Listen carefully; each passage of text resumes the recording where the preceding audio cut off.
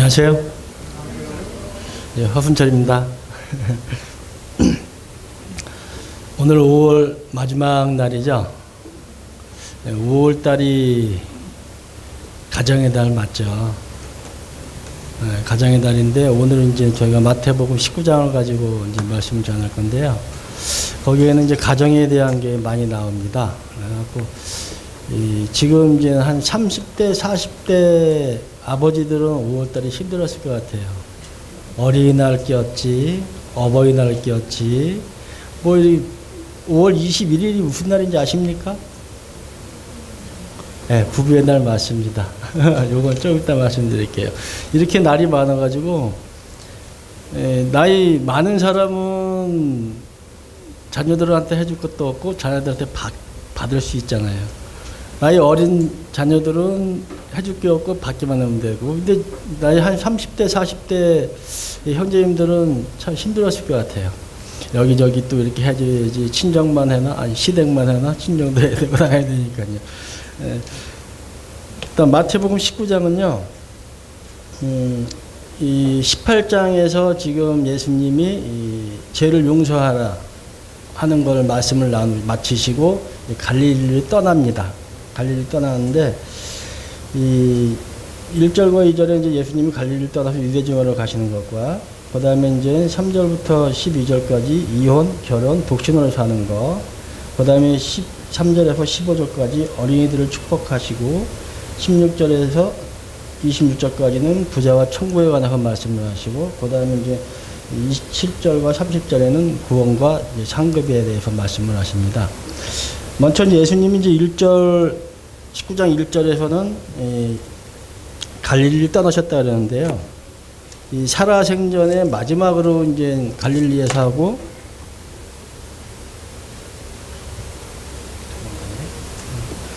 갈릴리에서 말씀을 마치시고, 이제 다시는 살아있는 생전에는 갈릴리로 안 들어가십니다. 그 부활하신 다음에 이제 갈릴리 들어가시는데, 19장, 내리면 되는구나. 19장 1절 보면 예수께서 이 말씀을 마치시고 갈릴리를 떠나 요단강 건너 유대 지경에 이르니 하는 말씀이 있는데요. 예수님이 갈릴리를 떠나서 유대 지경을 가는데, 사람이 그래도 많이 모일 수 있는 곳, 강 건너서 사람이 많이 모일 수 있는 곳으로 가셨습니다. 거기에는 이제 2절 말씀 보면은 예수님이 가신 곳에는 많은 무리들이 따르는 거죠. 이 무리들이 잘 따라올 수 있게 많이 모일 수 있는 장소가 이제 강변이나 뭐 그런 데겠죠. 그러다 보면 이 당시에 예수님을 따르는 무리들은 솔직히 뭐 예수님이 메시아로서 이렇게 이제 자기 생명의 구원자라는 그렇게 뭐 확신하고 계신 분들도 있겠지만은 대부분이 이제 아프신 분들, 환자들, 몸이 아파서 이제 그 치유를 원하는 사람들이 따라다녔습니다. 보면 2절 보면은 큰 무리가 따르거늘 예수께서 거기서 그들의 병을 고치시더라. 그러니까 이들은 예수님이 병을 고치는 거는 그에 대한 확신은 가지고 있었다는 거죠. 그러니까는 예수님을 따라 이제 들어온 거고요. 그런데 이제 3절부터가 이제 바리새인들이 항상 이제 문제가 되죠. 바리새인들이 여기서 3절에 보면은 예수께서 나와 그를 시험하여 이르되 사람이 어떤 이유가 있으면 그 아내를 버리는 것이 옳으니까, 이거는 이 당시에는 유대 지경에는 이 이혼이라는 게 아주 쉽게 쉬운 그런 거라고 합니다. 그래갖고 이 두 가지 이제 학파가 있었는데, 샴마이 학파하고 할렐 학파라고 이 둘이 있었는데, 이 샴마이 학파에서는 이혼은 배우자 중 한쪽이 결혼의 정조를 어긴 경우에만 가능하고, 할렐 학파에서는 아내가 집안의 일을 하는 사람이 빵을 태우기만 해도, 심지어는 나중에는 후대의 납비들은 내가 볼 때 더 예쁜 여자가 내 눈앞에 있으면 그 여자랑 결혼하기 위해서 이혼이 가능하다고 했다고 합니다. 그러니까 이 당시에 여자들은 참 그렇죠. 여자들이 이 당시만 해도 이 사회적인가 무슨 이 지위 같은 거는 거의 없는 거죠. 사람 숫자를 셀 때도 여자는 제외, 남자만 쳐주는 거고 어린이들 제외되는 거고요. 그러니까 만약에 이혼을 하게 된다 그러면은 여기서는 당연히 이 바리새인은 예수님한테 시험을 하려고 얘기한 거죠. 근데 당연히 이혼이 가능하다는 전제하에서 물어본 겁니다. 이 말에. 그러다 보니까 예수님은 뭐라고 대답했어요? 4절, 6절에 단호하게 말씀하시죠. 아니다. 아니라고 분명히 말씀하셨습니다. 이들은 이혼을 해도 상관이 없습니까? 하고 물어본 상태에서 아니다. 왜 아니라고 그랬을까요? 예수님은 이제 말씀하시기를 이 결혼은 하나님이 계획하신 거다. 이 사람이 만나서 결혼을 하는 거지만은 태초에 아담을 창조하셨을 때 아담이 독초하는 것이 보기 좋지 않아서 하나님이 아담의 갈비뼈를 뽑아서 거기 살을 채우시고 하와를 만들었는데 하와를 보고 아담이 난리가 났죠. 내 뼈 중에 뼈요 살 중에 살이다 하고 너무너무 기뻐하는 그런 적이었어요. 그러니까 지금 남녀가 부부가 되는 거는 제일 꼭대기까지 올라간다 그러면 어떤 면에서 보면은 하나님이 중매를 하신 겁니다. 하나님이 결혼에 규례를 쓰신 겁니다. 하나님이 그러기 때문에 사람들이 그거를 이제 어떻게 할 수 있는 방법은 없다는 얘기죠.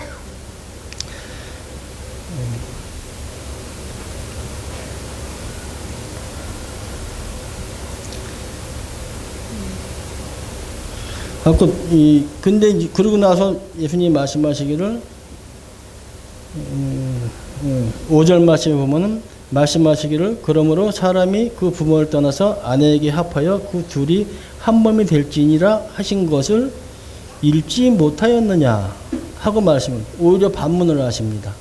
왜냐하면 이들은 이 당시에 모세 오경을 상당히 많이 바리새인들인 이 거의 달달 뭐 외우다시피 했을지도 모르죠. 그렇기 때문에 너희가 그거를 분명히 창세기에서 읽었을 것이다. 하나님이 아담과 하와를 짝지어주고 거기에 대해서 너희들이 이 함부로 버릴 수 없는 분명히 말씀하시기를 사람이 그 부모를 떠나서 아내를 합해가지고 그들이 한 몸이 되어지 하신 것을 묻지 못해 그런즉 어느 누구도 갈라내지 못한다고 말씀하셨습니다.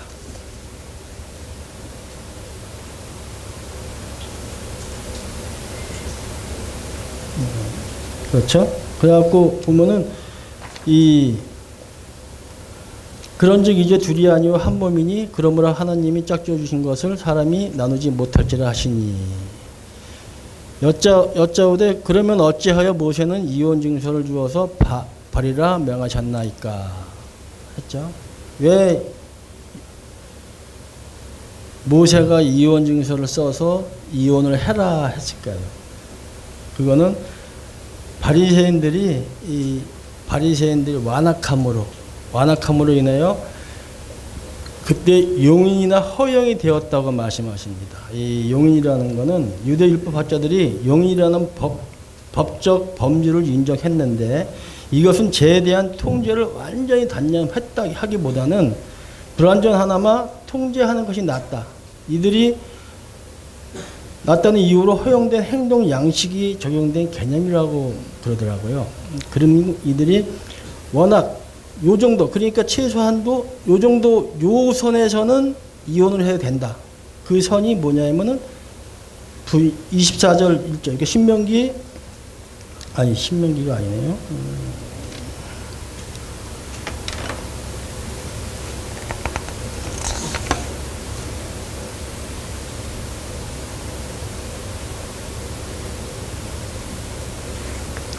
신명기 24장 1절에 사람이 그 아내를 맞이하여 데려온 후에 그에게 수치된 일이 있음을 발견하고 그를 기뻐하지 아니하면 이혼 증서를 써서 그의 손에 주고 그를 자기 집에서 내보낼 것이다 하는 말씀이 있는데요. 이혼 증서를 써주는 자체가 그냥 이렇게 누가 쓰는 게 아니라 제사장한테 가서 그 이혼 증서를 받아야 된다 합니다. 그 뒤에 쪽을 보면은 이 지금은 우리가 이제 신혼여행을 둘이 가지만은 옛날 같으면은 이제 그 부부가 결혼을 하면은 그 집에서 이제 초야를 보내는데 이 신부 측 그 부모가 그 잠자리 밑에다가 하얀 천을 깐답니다. 그래가지고 그 첫날 밤을 보내고 다음에 그거를 회수를 해서 거기에 이제 이 흔적이 남아 있는 걸 회수를 해서 신랑이 이런 말을 할 때 그거를 제사장한테 갖다 보여주고 내 딸은 분명히 처녀였습니다 하고 하면은 이게 이혼이 안 되는 거거든요.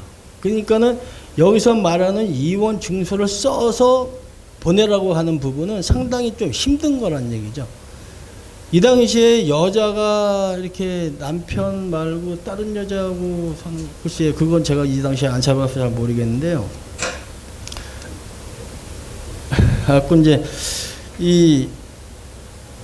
이들이 말하는 게 이제 저기죠 이제 이 모세가 하도 이들이 졸라대니까는 어쩔 수 없이 써줬는데 이들은 그거를 완전히 그냥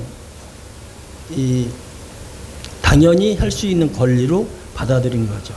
그래갖고 이때 원래 이 간음은 성경에서 보면은 이혼이 아니죠. 돌에 맞아 죽어야 되는 겁니다. 이 레위기에 보면은 이제 간음한 여자는 돌에 맞아 이제 돌에 맞아 죽는 거 돼 있는데 여기서는 좀 이제 조금 완화가 된 것 같아요 이 당시에. 그래갖고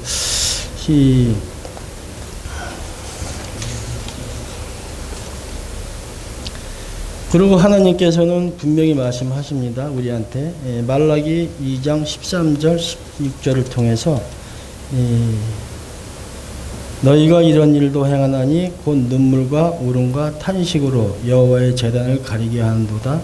그러므로 여호와께서 다시는 너희에게 봉헌물을 돌아보지 아니하시며 그것을 너희 손에서 기꺼이 받지도 아니하시거늘 너희는 이르기를 어찌 됨이니까 하는도다. 이는 너와 내가 어려서 맞이한 아내 사이에 여호와께서 증인이 되시기 때문이라. 그는 내 짝이요 너와 서약한 아내로되 내가 그에게 거짓을 행하였도다 하는 말이거든요. 진짜로 죄가 있어서 잘못해서 이 부인을 내쫓는 게 아니라 아까도 얘기했지만은 내 눈앞에 더 예쁜 여자가 있네. 나 그럼 저 여자랑 결혼해야 되겠네 하는 걸로 해서 내쫓을 수 있다는 그런 거가 되는 거죠. 그리고 하나님께서 분명히 하나님 앞에 나왔을 때는 하나님 앞에 제사도 지내고 다 하지만은 실질적으로 하나님이 원하시는 부분에서 그런 부분, 사람을 사랑하는 그런 부분에서 완전히 결여되어 있기 때문에 너희가 주는 그 제사나 제물이 쉽게 얘기해서 잘못된 거다. 그러니까 가식적인 거다. 내가 그렇게 얘기를 했는데 너희들은 사람을 저렇게 내가 원하는 만큼, 그러니까 내가 저거 하는 만큼 사랑하지 못하는데 너희가 나를 그렇게 사랑하겠느냐 하는 것을 말씀하시는 것 같더라고요.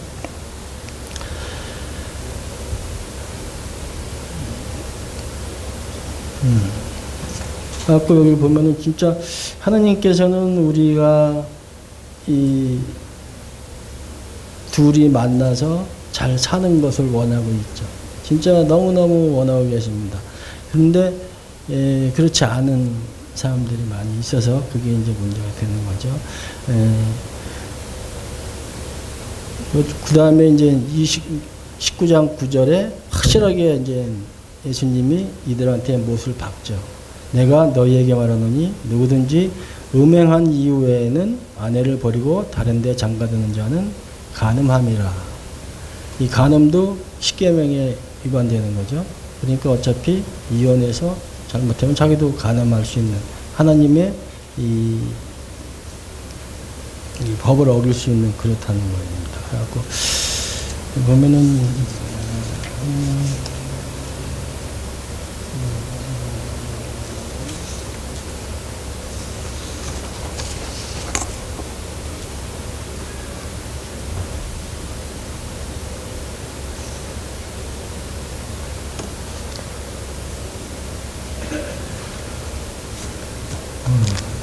그러니까 지금은 하나님, 그러니까 예수님과 바리새인들이 성경적으로 이제 한번 붙은 거예요. 예수님은 바리새인들은 성경적 모세가 이혼해도 되지 않습니까 하고 한 거고, 하나님은 예수님은 예수님대로 이 말씀을 가지고 이제 창세기 뭐 2장 20절, 24절, 그다음에 뭐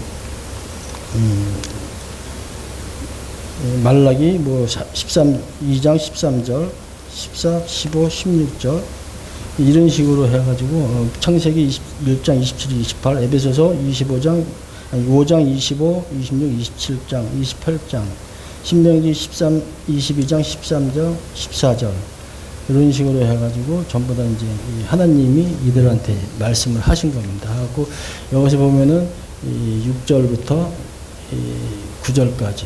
그러니까 10절에 이제 제자들이 이르되 만일 사람이 아내에게 이같이 할진대 장가들지 않는 것이 좋겠나이다. 제자들도 이 말을 보면은 확실히 이혼이 보편화된 것 같아요. 제자들 자체도 벌써 제자들이 이르되 만일 사람이 아내에게 이같이 할진대 이혼을 잘 못할진대 장가 들지 않는 것이 좋겠다 하는 말을 할 정도니까는 이 당시에 사회상이 얼마나 이제 많이 그런 부분에서 이제 좀 나빠하는 걸 하는 생각을 해봅니다. 예수님이 이제 말씀을 하시죠. 그런데 예수님께서도 이혼에 대해서 뭐 인정하는 경우도 있었습니다. 예수님께서 이 책에 성경에 나와 있는 게 왜냐하면 고린도 7장 15절 말씀. 고린도 7장 15절 말씀은 혹 믿지 아니하는 자가 갈리거든 갈리게 하라.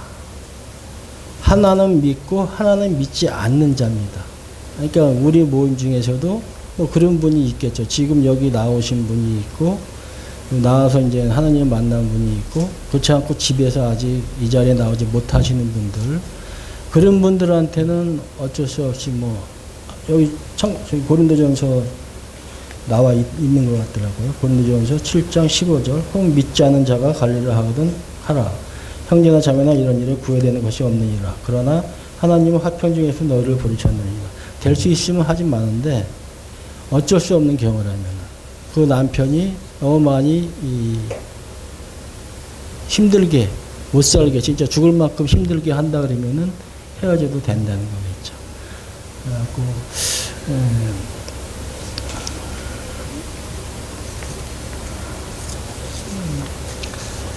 그 다음에 이제 13절부터 22절까지는요. 13절, 14절은 13, 14, 15절은 이제 어린 아이들에 대한 이제 안수를 한 건데요. 어린 아이 하면은 결혼의 결과물이죠. 근데 여기서 보면은 그때 사람들이 예수께서 안수하고 기도해 주심을 바라고 어린 아이들을 데리고 오면 제자들이 꾸짖거늘. 여기 나오는 어린 아이들은 아주 어린 아이들이 됩니다. 유아 어린 아이들, 영아 그러니까 그런 아이들인데 이들이 이 자리에 나오게 된 것은 일단 부모님이 예수님을 확실히 믿는다는 거죠. 아, 예수님한테 나가서 축복을 받으면은 우리 아이가 더 잘 될 줄 몰라 하는 잘 될 거야 하는 그런 거고요. 이 당시에는 우리나라도 그랬겠지만 옛날에 어린이들 유아 사망률이 상당히 많았다고 합니다. 그러니까 장성에서 어른까지 가는 그 아이들이 죽는 아이들이 상당히 많았나 보더라고요. 어려서 죽는 아이들이. 근데 부모들이 이 아이들을 많이 사랑했기 때문에 데리고 나온 거죠. 그런데 여기서 보면은 제자들이 어린아이를 데리고 오면 제자들이 꾸짖거늘. 제자들이 꾸짖은 거는 어린아이가 아니라 어린아이를 데리고 나온 이제 어머니나 아버지, 어머니쯤 되겠을 거예요. 어머니나 되겠죠. 어머니를 이제 꾸짖는 거죠. 왜? 제자들은 어린아이에 대해서 그렇게 중하게 보지는 않은 것 같아요. 지금 예수님이 이 병자들과 이런 사람들 환자들을 이렇게 돌보고 가서 말씀도 전하고 해야 되는데 왜 어린 애를 데리고 와서 길 가는 걸 방해하느냐 하는 부분인데, 지금 우리 교회에도 지금 어린아이가 많이 있습니다. 갓난아기부터 이제 이거 지금 제가 대충 저기를 보니까는 각 연도마다 한 8명, 7명, 많은 때는 9명까지 되더라고요. 그런데 이 아이들이 있어야지만 10년 뒤에 이 아이들이 초등학생이 되고 20년 뒤에 청년이 되고 30년 뒤에는 이 교회의 기둥이 되는 거거든요. 이 아이들이 없다 그러면은 지금 일단 기성교회 같은 데는 아이들이 별로 없습니다. 그렇기 때문에 기성교회의 특징은 뭐냐면 이제 나이 많은 사람들이 돈벌이를 할 수 있는 사람들이 많으면 좋은 거죠. 11조도 내고 헌금도 하고 하니까 교회가 부흥이 되는데, 그게 아이들이 없다 그러면은 얼마 안 가서 그 교회는 문을 닫게 될 수밖에 없습니다. 왜냐? 뒤를 받쳐줄 수 있는 죄가 없잖아요. 근데 우리 교회는 보면은 상당히 그런 면에서는 좋은 것 같더라고요. 저도 이제 아이들을 상당히 좋아하고 예뻐하고 그러는데, 그 아이들이 커서 지금 한 30 되면은 저는 없겠네요. 이 자리에. 그런 걸 봐도, 기분이 좋아요. 이건 말씀 준비하면서, 우리 아이들이 컸을 때, 얘들이 커가는 과정, 얘들이 초등학교, 얘들 중학교 갔을 때 얼마나 예쁠까 하는 그런 생각을 해보는데요. 근데 이제 우리 부모님들이 이 아이들을 사랑하죠. 너무너무 사랑하니까는 예수님한테 그 축복을 안수를 받음으로 인해서 이 아이들이 커가는 과정에서 쉽게 아프지 않고 온전히 하나님을 따라갈 수 있고 자기의 생을 온전히 다 누릴 수 있는, 그렇게 된다는 거죠.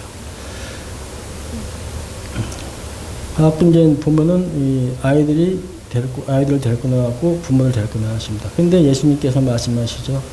천국에 들어올 수 있는 기준을 말씀해 주십니다. 여기서 보면은 15절, 14절, 예수께서 이르시되 어린 아이를 용납하고 내게 오는 것을 금하지 말라. 천국이 이런 사람의 것이니라 하시고. 꼭 아이가 돼야지만 천국 가는 거는 아니잖아요. 아이들의 특징이 남한테 의존도가 거의 100%입니다. 어리면 어릴수록 일단 오나 같은 경우는 어른이 없으면은 반나절도 못 견디겠죠. 봐주는 사람이 없다 그러면은. 그러니까 어리면 어릴수록 의존도가 높은데, 그건 뭐냐면은 예수님도 그걸 바라고 계신 거죠. 우리가 어리고 어려져야 된다는 얘기죠. 내가 의지할 수 있는 게 하나도 없어야 된다는 얘기죠. 그 아이들이 의지할 수 있는 게 자기가 걸어다니지도 못하고 자기가 손으로 떠먹지도 못하고 아무것도 못하니까는 부모가 주는 것만 바라보고 있을 수밖에 없는 거거든요. 그러면은 나이가 좀 크면은 이제 우리 수원아이쯤 되면은 그래요. 이건 한번 먹이려고 하면 그거 아주 힘듭니다. 그리고 말도 잘 이렇게 듣고 있으면 또 뭐라 할 텐데. 자기가 그래요. 좀 커질수록 애들이 자기 자아가 생겨가지고 자기 고집대로 하려고 그러죠. 내가 생각하는 게 맞는 거고, 내가 하는 게 행동이 옳은 거고. 근데 예수님께서는 분명히 말씀하시기를 어린아이 같이 돼야 된다. 이런 아이 같이. 그거는 뭐냐면은 내가 마음에 의지할 게, 그러니까 내가 진짜로 잡을 수 있는 게, 하나님 나라, 이 구원에 관해서 내가 천국에 들어가는 거에 대해서 내가 할 수 있는 게 아무것도 없다는, 나는 진짜로 어떻게 할 수 없습니다. 나는 여기서 그냥 주님이 내 손을 안 잡아주면 그냥 여기서 그냥 끝입니다 하는 이런 마음. 내가 뒤에 나오는 그 부자 청년같이는 내가 무엇을 할 거예요가 아니고 나는 무엇을 할 수가 없습니다. 그런 아이들은 그게 본성이죠. 아이들은 하나도 못해요. 기저귀도 부모가 갈아줘야 돼요. 완전히 의존을 해야 된다는 얘기죠. 예수님께서 제가 봤을 때는 예수님이 그런 거를, 아이들의 그런 현상을 어른들에도 원하시는 것 같아요. 우리도 나는 아무것도 못합니다. 주님이 나를 거둬주십시오. 나는 할 수 있는 게 없습니다. 하는 완전히 두 손 들고 100개 들고 하나님 앞에 나아가는 그런 사람들이 천국에 들어올 수 있다는 거라고 생각해요. 그래서 15절에 그들을 안수하고 그들에게 안수하고 거기에 모여있는 어린아이들은 하나 둘만 안수한 게 아니라 그들에게라고 그랬으니까는 일일이 하나하나를 다 나온 아이들은 다 안수를 해주신 것 같습니다. 안수를 하고 거기를 떠나니라 하는 말씀이십니다. 하고 그 다음에는 이제 16절부터 22절까지는 재물이 많은 청년, 부자와 천국이라는 부자가 하나님 나라에 들어가지 못하는 그런 게 있는데, 여기서 16절에 보면 어떤 사람이 주께 와서 이르되 선생님이여 내가 무슨 선한 일을 하여 영생을 얻으리이까. 여기서 어떤 사람은 대단한 사람입니다. 왜냐하면 이 사람은 20절에 보면은 젊은 사람이죠. 이 청년이라고 그랬으니까요. 그 다음에 22절에는 부자입니다. 그 청년이 재물이 많다 그랬어요. 그 다음에 3절은 도덕적인 사람, 18절에서 20절, 18절에서 20절은 계명을 다 지켰다고 했기 때문에 도덕적인 사람이 될 수 있는 거고, 누가복음 18장 18절에는 이 사람을 관리라고 합니다. 그러니까는 젊은 청년이 돈 많고 관리가 됐고, 이거는 뭐 지금 요새 청문회 스타로 떠오른 사람이 있죠. 모르시겠습니까? 죄송합니다. 제가 우병우 수석입니다. 전 수석, 우병우 전 수석이 17세에 서울대학교를 입학했고 20세에 최연소 사시 합격자입니다. 그가 가질 수 있는 거는 다 가지고 권력도 다 누렸습니다. 근데 지금 내가 갖고 있는 것, 그 권력과 이 부 이런 것이 지금은 어떻게 됐습니까? 거의 거품이 됐을 겁니다. 그러니까 우리가 이 청년이, 젊은이가 갖고 있는 젊음, 뭐 재산, 뭐 이 명예 이런 거는 어느 세월이 지나가면은 다 없어지고 소멸된다는 거죠. 이 청년이 걱정이 생긴 거죠. 그래서 선생님이여 내가 무슨 선한 일을 하여야 영생을 얻으리이까. 걱정이 있는 거예요. 내가 죽고 나서 사후에 지금 편안하게 살지만 사후에 나도 하나님 나라에 들어가고 싶은데 내가 과연 어떻게 하면 하나님 나라에 들어갈까? 근데 여기서 말하는 이 선생님이여는 이게 이 지도자로서의 그 선생님이라고 칭하는 게 아니라 가르치는 사람으로서, 진짜 우리가 말하는 지금 선생님 아니 그런 선생님이라 그런 표현이라고 하더라고요.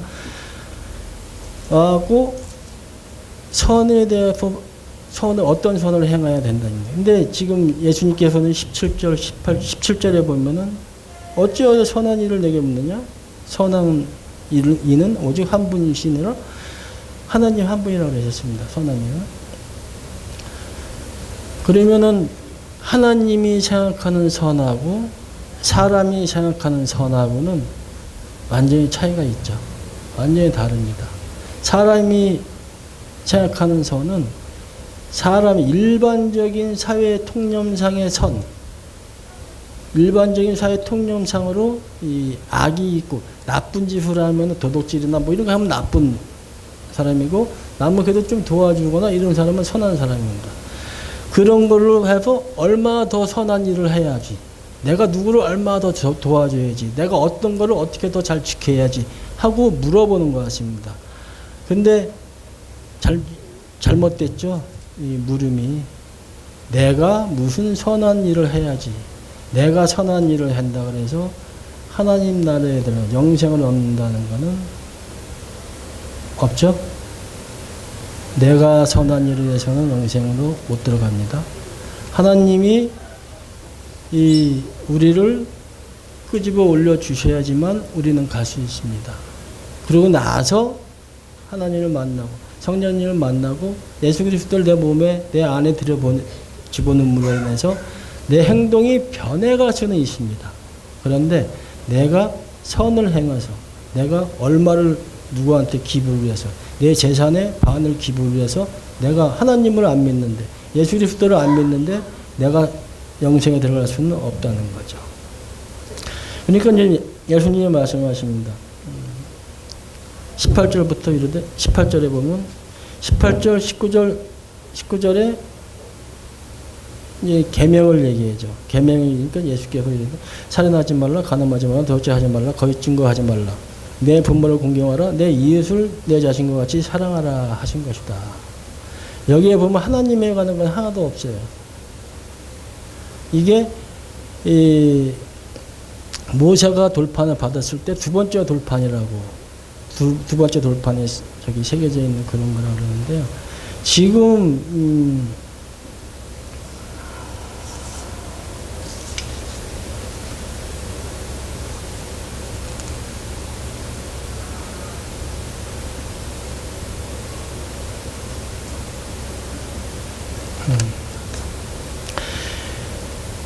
이 저기는 이렇게 얘기를 하니까 17절, 18절의 계명을 지키라 하니까는 그 다음에 대답이 신통하죠. 예, 다 지켰습니다.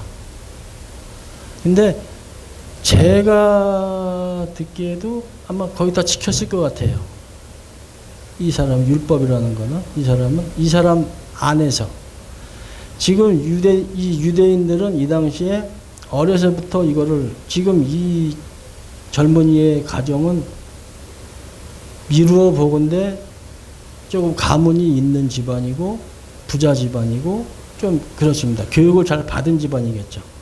그리고 16절에 나올 때 보면은 이 젊은이가 나왔을 때 보면 보통 바리새인들이 나올 때는 예수님을 시험하려, 위에 있는 바리새인들은 유대인들은 시험하러 예수님한테 나왔는데 이 청년은 무언가를 구하려고 나왔어요.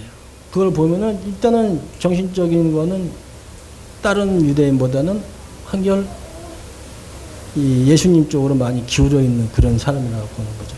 그리고 어렸을 때부터 그런 거를 보고 듣고 배웠기 때문에 아마 여기 17절부터 18절에 있는 것들은, 18절, 19절에 있는 것들은 지켰으리라 생각을 해요. 저기 계신 분들도 십계명을 거의 다 지킬 겁니다. 그죠? 살인한 사람 없죠? 도둑질한 사람 없죠? 간음한 사람, 저기 한 사람 없잖아요. 그런데 어떻게 지키느냐가 문제죠. 이게 우리 인간들이 생각하는 그 선으로 지키는 거냐, 하나님이 생각하는 그 선으로 지키는 거냐, 하나님이 생각하는 걸 지키는 거냐, 다르다는 얘기죠. 여기서 지금 예수님이 말씀하시기 18, 19절에 사람에 대해서만 말씀하셨는데, 왜냐하면 이 당시에 아까도 성경을 읽었지만은 하나님한테 드리는 제사나 이런 거는 진짜로 잘 했어요.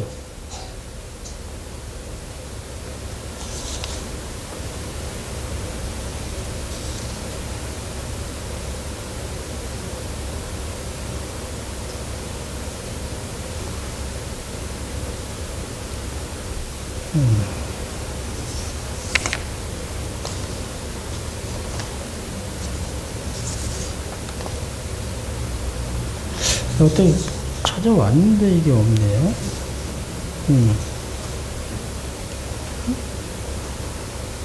뽑아왔는데.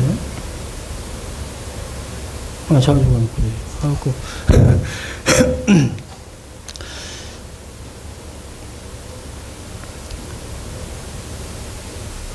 이 청년은 자기가 생각해서 18, 19절, 그러니까 예수님이 말씀하신 그 율법은 계명은 다 지켰다고 얘기합니다. 그런데 예수님께서 이제 한술 한 번 더 뜨시는 거죠. 그 청년이 이르되 내가 모든 것을 지켜왔나이다. 아직도 무엇이 부족한가요? 이만하면 되지 않나요? 하고 이제 물어보는 거죠. 예수께서 이르시되 내가 온전하고자 할진대 가서 내 새우를 팔아 가난한 자들에게 주라. 그리하면 하늘에서 부어가 내게 있으리라. 그리고 와서 나를 따르라 하시니 하는 말씀이십니다. 이 말씀은 네가 아직도 의지하는 게 있다는 거죠. 네가 아직도 의지하는 게 있다. 네가 아직도 아까워하는 게 있다. 그렇기 때문에 그거를 버리고 내가 너한테, 네가 나한테 들어가야 된다는 거죠. 예. 우리가 누가복음에도 나와 있는 것처럼 보물이 있는 곳에 우리 마음이 있다고 했습니다. 사람이 재물이 내가 가지고 많이 갖고 있으면 아무래도 그거에 대해서 좀 늘리고 싶은 마음도 있고 그걸 잘 쓰고 싶은 마음도 있고 그거를 더 이렇게 가지고 있고 싶은 마음이 있습니다. 그런데 예수님께서는 그거를 과감하게 다 버리라고 말씀하시죠. 그러니까 그 청년이 재물이 많음으로 이 말씀을 듣고 근심하여 가느라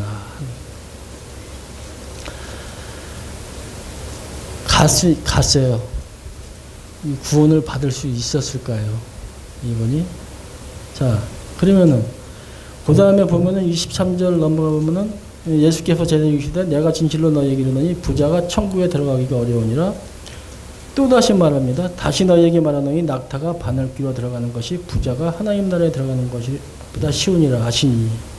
이거는 가지고 있는 사람, 이 부자라는 거는 물질도 물질이지만은 나의 재능, 나의 젊음도 될 수 있습니다. 내가 젊으니까 아직 뭐 힘이 있으니까는 예수님 나중에 믿을 수 있어. 그 다음에 나의 지식입니다. 나의 이 권력입니다. 나의 명예입니다. 이런 걸 갖고 있는 사람은 쉽게 예수님한테 와서 내가 아까도 얘기했죠. 천국에 들어갈 수 있는 사람은 내가 아무것도 없습니다. 내가 아무것도 할 수 없습니다. 예수님이 나를 끌고 가셔야지만 내가 갈 수 있습니다. 나는 할 수가 없습니다. 하고 나와야 되는데 나는 이것도 있습니다. 나는 이것도 있습니다. 나는 이것도 있습니다. 이 부자랑 똑같은 말이에요. 그런데 내가 어떻게 하면 더 될까요? 이렇게 한다 그러면은 예수님 나라에는 합당하지 않은 거죠. 그 다음에 25절에 가보면 나오죠. 아니다. 또 있습니다. 자, 그러면은 부자들은 천국에 다 못 들어갈까요?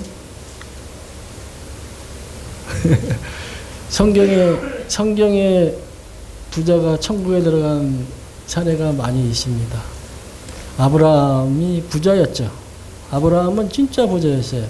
그 조카 롯하고 같이 있을 때 그 땅이 좁아서 너는 동으로 가, 넌 나는 서로 가고, 자 네가 동으로 가면 난 서로 가고, 네가 서로 가면 난 동으로 가겠다. 엄청 많았어요. 그 다음에 이삭도 그랬고, 아브라함 걸 뭐 물려받았을 테니까 이삭도 많았을 테고, 야곱도 마찬가지죠. 가서 나반한테 가서 양떼를 수없이 많이 물고 왔으니까요. 거기다 다윗 왕, 많이 부자였죠. 솔로몬 부자였습니다. 그 다음에 오바다가 누군지 아실 거예요. 아마 아합 선지자 때, 아합 왕 때 선지자 100명을 토굴 속에다 50명씩 가둬놓고 이렇게 감춰놓고 떡과 고기로 이렇게 공양을 한 사람입니다. 그거는 100명에 대한 걸 갖다가 이렇게 수시로 먹여서 살릴 정도면은 상당히 뭐 가난하다고는 못하죠. 부자죠. 그 다음에 이제 아리마대 요셉, 예수님을 장례할 그 묘를 내는 사람. 그 다음에 자주색 옷감장사 누디야. 또 이방인으로서는 고넬료. 상당히 부자들입니다. 이들은 하나님 나라에 거의 100% 들어갔을 겁니다. 들어갔어요. 왜 들어갔을까요? 어떻게? 이들은 한 가지 공통점이 있습니다. 하나님 앞에 내놓는 겁니다. 하나님이 아브라함한테 말할 때, 아브라함아, 이삭을 제물로 바쳐라 할 때, 지체 없이, 군말 없이 예하고 바로 아침 일찍 짐 싸고 갔어요. 우리가 얘기하는 게, 지금 제가 얘기하는 게 돈에 국한되는 건 아닙니다. 내가 갖고 있는 모든 것. 내가 진짜로 사랑하는 거. 아까 얘기했지만은 보물이 있는 것에 너의 마음이 있다. 보물이 있는 것에 너의 마음이 있답니다. 그 보물이 무엇이에요? 내 아들입니까? 명예입니까? 권력? 그런 게 나에 대한 보물이라고 느껴진다면 내 마음은 거기에 가 있을 수밖에 없다는 거죠.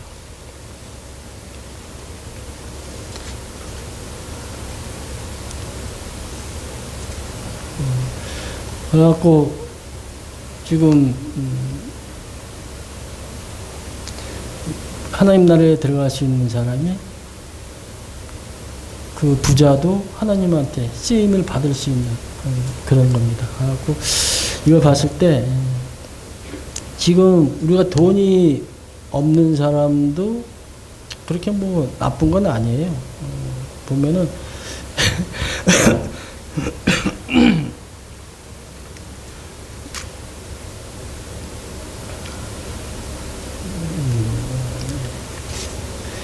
디모데전서 5장 10절인가요?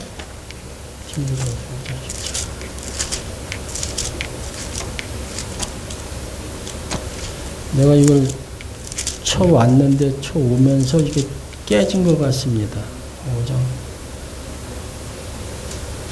5장 10절은 아닌데 5장은 아닌데 디모데전서 6장 9절에서 10절까지 말씀이요. 보면은 부하려 하는 자들은 시험과 올무와 여러 가지 어리석고 해로운 욕심에 떨어지나니 곧 사람으로 파멸과 멸망에 빠지게 하는 것이라.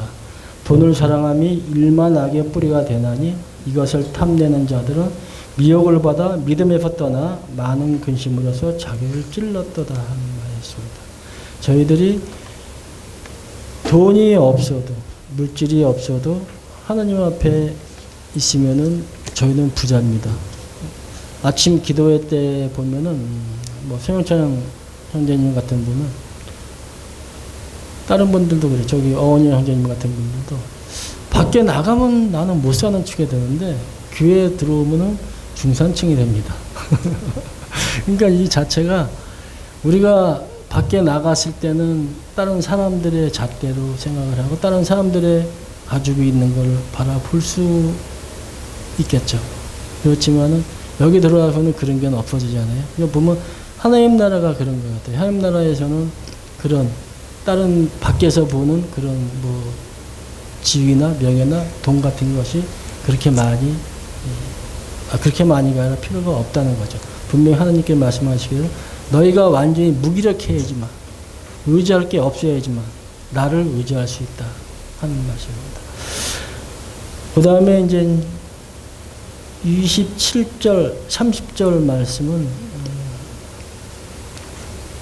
요거는 제가 이제 얘기를 나누기가 조금 그런데요.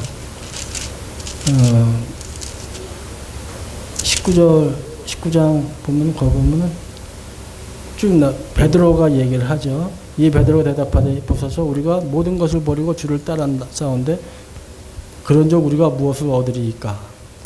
베드로가 버리고 왔죠. 다 버리고 왔는데 한 가지 못 버린 게 있었습니다. 이때도 예수님이 십자가에 못 박히셨을 때 골고다 못 박히기 전에 이 대제사장 집에 갔을 때 베드로도 따라갔죠. 거기 따라갔는데 그 죽으면 죽으리다 하던 그 믿음이 그 죽음 앞에서 죽음을 내려놓지 못한 베드로가 예수 그리스도를 3번 부인하는 게 나옵니다. 군인이 와서 창으로 윽박질르면서 너 같은 패지, 같은 이댕이지 할 때 하는 것도 아니고 진짜 일개 여종이 나와서 말투를 보니까는 갈릴리 사람 같은데 혹시 저기 아니야? 했을 때 벌써 거기부터 아니라고 합니다. 사람이 극한 상황이 되면 힘들어지죠. 근데 여기서 보면은 참 이걸 보고 베드로가 대답하여 이르되 보소서 우리가 모든 것을 버리고 주를 따라 싸우는데 우리한테 무엇을 얻으리이까? 버리고 따른 것까지는 좋아요. 뭐 그거는 나중 일이니까 버리고 따른 것까지는 좋은데 예수님의 일을 하면서 하나님의 일을 하면서 뭘 바라는 거죠. 우리가 무엇을 얻으리이까? 내가 무엇을 얻겠습니까? 그 뒤에 보면은 그 전에도 보면은 내가 우편에 네가 우편에 내가 우편에 투닥투닥 싸워준 사람들입니다. 예수님께서 십자가에 못 박히시기 전에 기도하실 때 하나님한테 뭐라고 했을까요? 하나님, 나 이제 아버지가 시킨 일 다 했습니다. 나 무엇을 주실래요? 나 어떻게 하실 거예요? 내가 얻을 게 무엇입니까? 이렇게 기도했을까요? 예수님이? 아니죠. 그냥 하는 거죠. 우리는 그냥 따르는 거지, 내가 무엇을 얻으리까? 우리가 무엇을 얻으리까? 이거는 쉽게 얘기해서 내가 사회나 똑같은 거예요. 내가 이렇게 너한테 했으니까 너도 나한테 이렇게 해줘. 내가 널 입만큼 좋아했으니까 너도 나한테 좋아해줘야지. 친구끼리. 내가 너 밥 한 끼 샀으니까 너도 나한테 밥 한 끼 사. 이런, 어떻게 보면은 27절은 이 예수님하고 흥정하는 것밖에 안 돼요. 딜하는 거죠. 내가 이렇게 했습니다. 내가 가족들 다 버리고, 내가 배 다 버리고, 직업 다 버리고 예수님을 따랐습니다. 베드로가 따라와서 같이 예수님하고 한 게 불과 3년입니다. 길어야 3년입니다. 길어야 3년.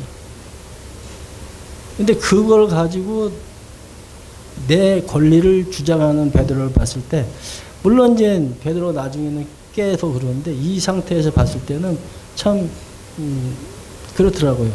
그러니까 예수님께서는 말씀하시되 30절에 그러나 먼저 된 자로 나중되고 나중된 자로 먼저 될 자가 많으니라. 이 말씀은 제가 못하겠어요. 왜냐하면 20장 말씀하고 겹쳐집니다. 포도원의 품꾼들 하고 말씀이 겹쳐져요. 여기. 그러나 먼저 된 자가 나중되고 나중된 자가 먼저 되리라 하는 말씀이 20장 16절에 이와 같이 나중된 자로 먼저 되고 먼저 된 자로서 나중되리라 하는 말씀이 있거든요. 요거는 다음 주에 이 말씀 전하시는 분이 포도원의 이 비유 통해서 품꾼들을 통해서 아마 잘 말씀해 주실 겁니다. 저는 지금 오늘 이제 준비한 말씀을 오늘 아침 하겠습니다. 죄송합니다. 좀 버벅거렸네요. 자, 기도하고 마치겠습니다.